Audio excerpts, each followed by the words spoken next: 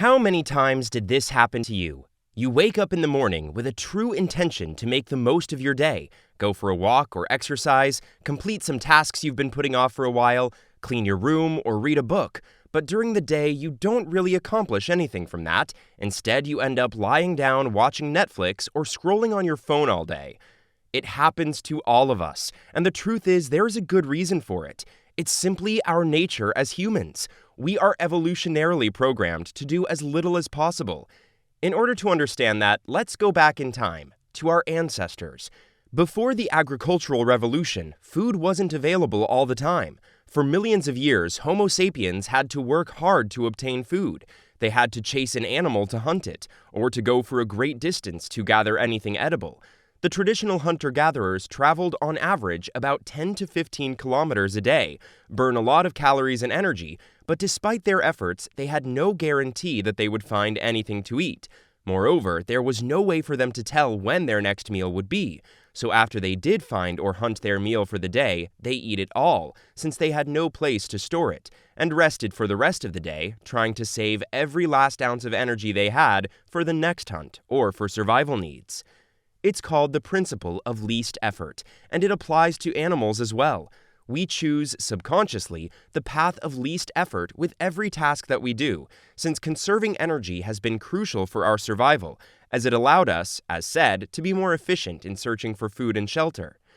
A new study conducted in Canada discovered that even when we do choose to move, our bodies naturally choose the most economical way possible, such as a speed and step length that limit the number of calories we burn.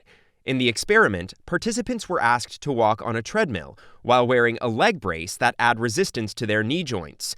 The researchers measured how their gait adapted to the device and found that the participants changed the way they walked in a way that conserved the most calories.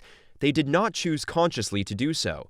The nervous system, which is responsible for movement, did this energy optimization on its own, and it's below the level of our conscious awareness.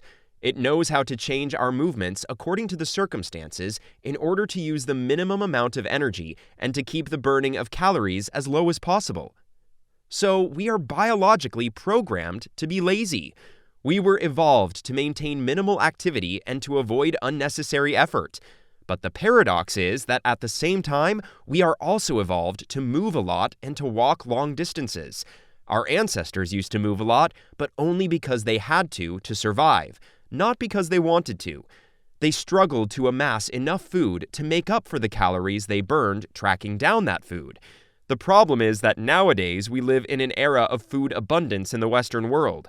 The survival needs for physical activity to obtain food has disappeared, but our lust for food and the instinct to store energy and rest did not disappear. Certainly, we didn't evolve to exercise or work out. Moreover, from an evolutionary perspective, doing physical activity voluntarily for the sake of health without survival needs is weird and unusual. There was no need for physical training in the Stone Age. On the contrary, there was a huge need to minimize unnecessary efforts. Therefore, any activity you don't really have to do, your mind and body are doing everything to convince you not to do it, and to save energy that you might need in the future. It is not a conscious choice. It's an evolutionary instinct ingrained in us for nearly 2 million years. That's why we prefer elevators or escalators over the stairs, and even when we go to the gym, we prefer to park as close to the entrance as possible. By the way, William Cubitt was the one who invented the treadmill, and the purpose of its invention wasn't health or fitness, but torture. The first treadmill was designed to punish prisoners in prison by preventing them from getting rest.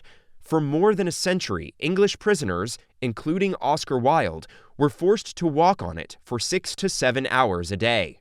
But despite all this, it's very important to do sports, so don't surrender to your primitive brain that drives you to a couch life.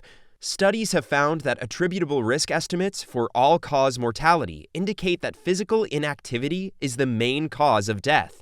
Nowadays, it's estimated that more than 1.4 billion adults are slowly killing themselves due to a lack of physical activity. The first step towards an active lifestyle is to become more aware of this force that drives us to minimize effort. So the next time you prefer to eat in front of the TV instead of going outside for a run, Understand that it's okay that you feel that way. You have a natural tendency to laziness, but you must force yourself to exercise. It is crucial to your health. The best way to promote physical activity is to make it pleasant. Find yourself doing a sport that you truly enjoy, such as dancing or swimming. Also, taking part in group training can be helpful to get you motivated to exercise. And that's it for today. Hope you learned something new. Don't forget to subscribe. Thank you, and stay tuned.